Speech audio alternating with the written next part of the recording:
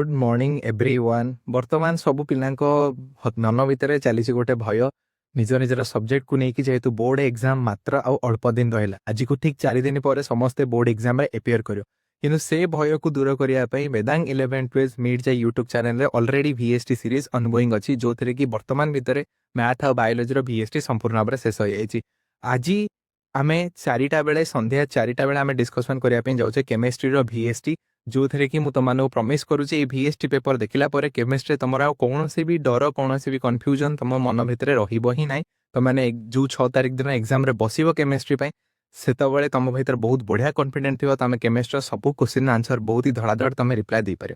तो जदि तुम से टाइप कॉन्फिडेंस बिल्ड करने चाहूच ताल आज संपूर्ण भाव में तुम सब कम को फ्री रख 4टा ରୁ 7ଟା पर्यंत टाइम स्लॉट रे तुम VST को देख एंड देन देखिए तुम भर को टाइप कॉन्फिडेंस बिल्ड हो। तो समस्ते प्रमिश कर कमेंट सेक्शन में लिख जे आम आज जॉइन करूँ ठीक एक्जाक्टली संध्या 4टा बेले वेदांग 11-12 नीट जाई यूट्यूब चैनल।